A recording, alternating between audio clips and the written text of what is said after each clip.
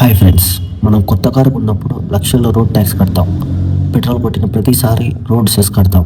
మరి ఇవన్నీ కడుతున్నప్పుడు మళ్ళీ హైవే మీద ఈ టోల్ గేట్లు ఎందుకు? మీకు తెలుసా, ఇండియాలో రోజుకి సుమారు 150 కోట్ల రూపాయల టోల్ వసూలు అవుతుంది. అంటే ఏడాదికి దాదాపు 55,000 కోట్లు. ఈ వీడియో మీరు చూస్తున్న 12 నిమిషాల్లో ఇండియాలో టోల్ గేట్లు మరో 1 కోటి రూపాయలు వసూలు చేస్తాయి. అసలు ఈ వేల కోట్లు ఎవరి జోబులకు వెళ్తున్నాయి? ప్రభుత్వం రోడ్లు వేయకుండా ప్రైవేట్ కంపెనీలకు ఎందుకు ఇస్తుంది? దీని వినకుండా $1 బిలియన్ బిజినెస్ మిస్టరీని ఈరోజు విడమర్చి చెబుతాను.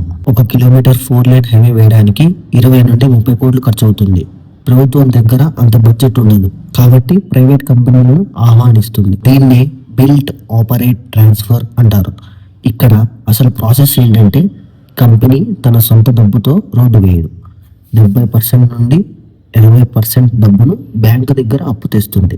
మనం కట్టే ప్రతి 100 రూపాయల టోల్లో దాదాపు 50 నుంచి 60 రూపాయలు ఆ బ్యాంకు వడ్డీ కట్టడానికే పోతుంది. అంటే రోడ్డు వేసింది కంపెనీ అయినా ఆ అప్పును వడ్డీతో సహా తీరుస్తున్నది మాత్రం మనమే. అప్పు తీరే వరకు, అంటే దాదాపు 15 నుంచి 20 ఏళ్ల పాటు ఆ కంపెనీ టోల్ వసూలు చేసుకునేలా అగ్రిమెంట్ ఉంటుంది. ప్రతి ఏటా ఏప్రిల్ 1న టోల్ రేట్లు ఎందుకు పెరుగుతాయి? దీని వెనుకున్న రెండో process WPI, wholesale price index. ప్రభుత్వం కంపెనీలతో చేసుకునే ఒప్పందం ప్రకారం దేశంలో వస్తువుల ధరలు పెరిగినప్పుడు దీనికి అనుగుణంగా టోల్ గేట్లను 3 నుంచి 5% వరకు పెంచుకోవచ్చు. అందుకే పెట్రోల్ ధరలు పెరిగినట్టే మీ టోల్ భారం కూడా ఏటా పెరుగుతూనే ఉంటుంది. ఇది ఇన్వెస్టర్లకు ఓ బంగారు బాతు లాంటి బిజినెస్. ఈ ఫాస్టాగ్ ఎలా పనిచేస్తుంది? ఇది RFID టెక్నాలజీ. స్కానర్ పంపే వీడియో తరంగాల నుండి పవర్ తీసుకొని ఆ చిప్ పనిచేస్తుంది. మరి కారుని, లారీని ఎలా గుర్తుపడుతుంది? రోడ్డు కింద ఇండక్టివ్ లూప్స్ మరియు ఫిజియో ఎలక్ట్రిక్ సెన్సార్లు ఉంటాయి. ఇవి వాహనం బరువును, చక్రాల మధ్య దూరాన్ని కొలుస్తాయి. మీరు కార్ ట్యాగ్ వేసుకొని లారీలో వెళ్తే ఆ సెన్సార్లు వెంటనే కనిపెట్టి మిమ్మల్ని బ్లాక్ చేస్తాయి. ఇప్పుడు ట్రాఫిక్ ఆడిటింగ్ గురించి మాట్లాడుకుందాం.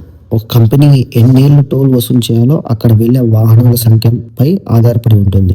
గతంలో చాలా కంపెనీలు ట్రాఫిక్ తక్కువగా ఉంది, మాకు లాభాలు రావడం లేదు అని తప్పులు చెప్పి వసూలు గడువును పెంచుకునేవి. కానీ ఇప్పుడు ఫాస్టాగ్ వచ్చాక ప్రతి రూపాయి డేటా ఆన్లైన్లో ఉంటుంది. NHAI సర్వర్లలో ప్రతి వాహనం రికార్డ్ అవుతుంది. దీనివల్ల కంపెనీల దొంగ లెక్కలు ఇప్పుడు చెక్ పడుతుంది. ఇక్కడ మీరు చాలా జాగ్రత్తగా వినాలి. నేషనల్ హైవే రూల్స్ ప్రకారం కొన్ని ముఖ్యమైన విషయాలు.